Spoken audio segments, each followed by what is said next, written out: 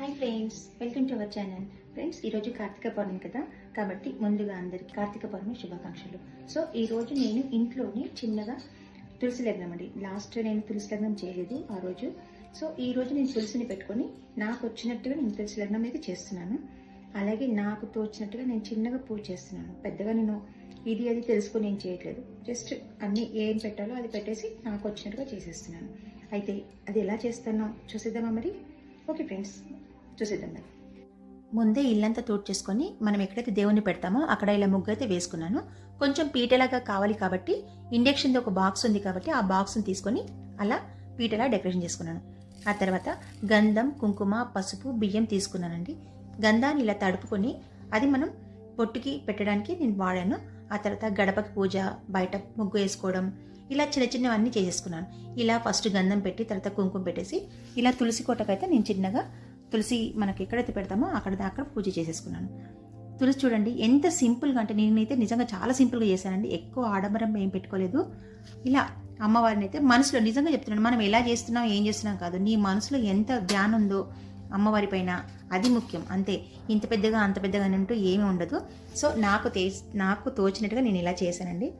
అమ్మవారికి దండ వేయడం, ఇలా శివలింగం అండి నా దగ్గర. శివుడు, నాగులు, బసవన్న ఇలా ఒక మూర్తి ఉంది. ఆ మూర్తికి ముందే అభిషేకం చేసేసుకున్నాను.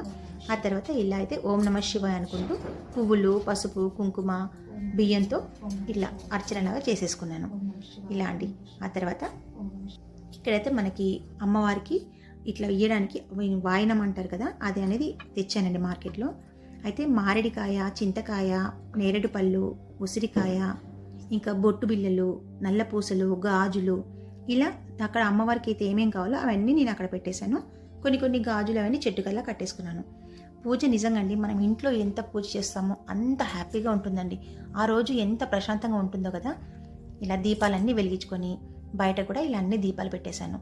నిజంగా చాలా హ్యాపీగా ఉంటుంది. ఆ రోజు ప్రశాంతంగా ఉంటుంది ఇంట్లో. ఇలా మనం అప్పుడప్పుడు కొన్ని చిన్న చిన్న పూజలు కూడా చేసుకుంటే చాలా బాగుంటుందండి.